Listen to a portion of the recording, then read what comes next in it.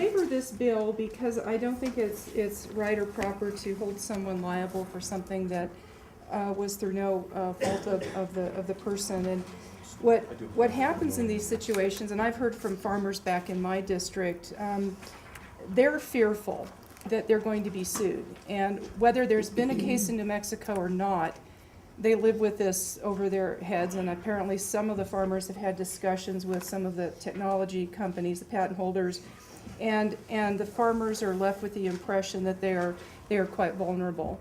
So I think we do need something in the way of an affirmative defense, which I think this bill is trying to achieve. I object to, I just forgot to say, Mr. Chairman, Representative Bandy. What is essentially happening here is farmers are being told they're going to be forced into a technology contract that they did not willingly enter into. And so I think there's good reason for this measure.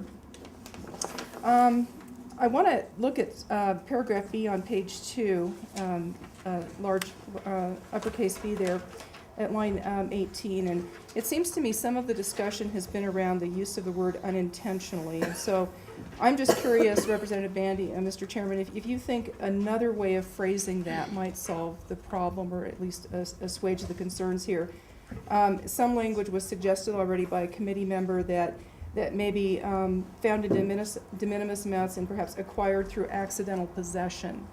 So my question is, would that help clear up the problem? You know, a road by the end of the name was no street, isn't that what they say? I mean, if it means the same thing, are you okay with that? Well, I'm about to figure this out, hold on. Okay. Because everything that we've come up with, But why would we want to change that?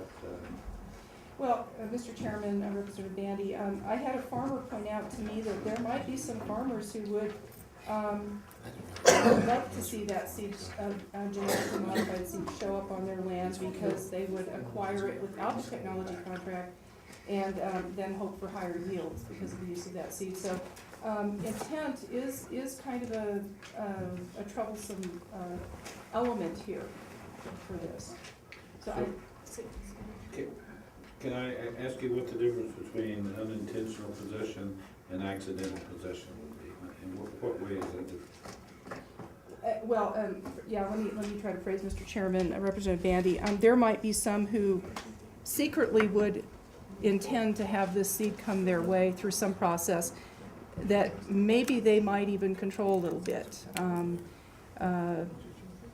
Plowing or whatever might affect it. Most by accidental, I think it's more looking at things like insects passing it, wind, rains, directional rains, things like that passing it. And so that to me is accidental. So anyway.